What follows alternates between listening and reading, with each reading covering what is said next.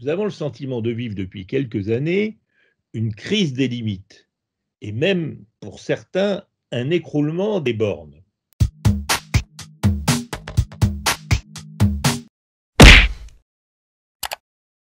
Bonjour. Alors pour ce nouveau cycle philosophique d'Envie, nous avons décidé de prendre comme ligne conductrice l'idée de limite.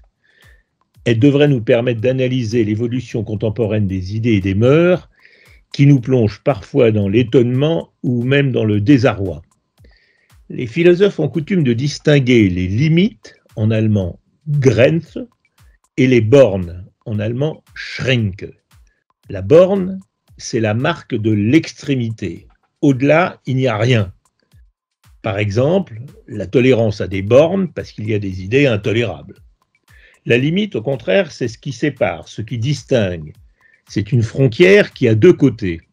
Or, nous avons le sentiment de vivre depuis quelques années une crise des limites, et même, pour certains, un écroulement des bornes. Les limites, en effet, deviennent floues. Que devient la différence, par exemple, entre le masculin et le féminin à l'époque de la transidentité et des non-binaires? Que devient la différence entre humanité et animalité à l'heure où on parle d'antispécisme? Entre la démocratie et la dictature, quand les mouvements de citoyens en demandent toujours plus? Ou même entre le naturel et l'artificiel, quand on parle d'homme augmenté, d'intelligence artificielle, de cyborg, etc. Ou même tout simplement entre ce qu'on peut dire et ce qu'on ne peut pas dire, si chacun s'estime blessé et si tout le monde craint d'offenser dès lors qu'il parle. Même aussi entre le vrai et le faux à l'heure des rumeurs complotistes sur les réseaux sociaux. Certains ont conclu qu'il n'y a plus de bornes à rien, qu'elles étaient autrefois claires et qu'elles s'effondrent aujourd'hui. Il n'y a plus de tabou, disent les uns, si demain on autorise la GPA et si l'on peut choisir son sexe. Au contraire, disent les autres, il y a sans cesse de nouvelles bornes à la liberté d'expression, par exemple, la cancel culture, ou à la liberté de se déplacer, avec le pass sanitaire.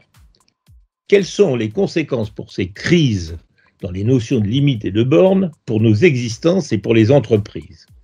Ces questions, nous les poserons lors de 3 rencontres avec quelques-uns des Français les plus écoutés, les plus créatifs. J'aurai moi-même le privilège d'introduire ces rencontres et discussions, de les conduire et de les conclure.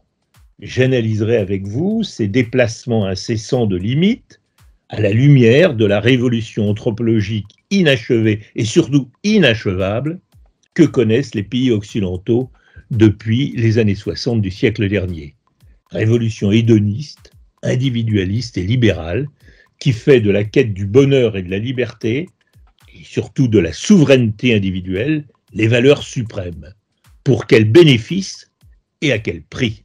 Voilà quels sont les problèmes. Alors nous traiterons successivement du sens des limites, par Monique Atlan et Roger Paul Droit, de l'égalité des femmes et des hommes, nous demanderons si elle a des limites, et notamment si la distinction du masculin et du féminin a encore un sens, et enfin des limites respectives du marché, de la démocratie et de l'humanisme avec André Comte-Sponville.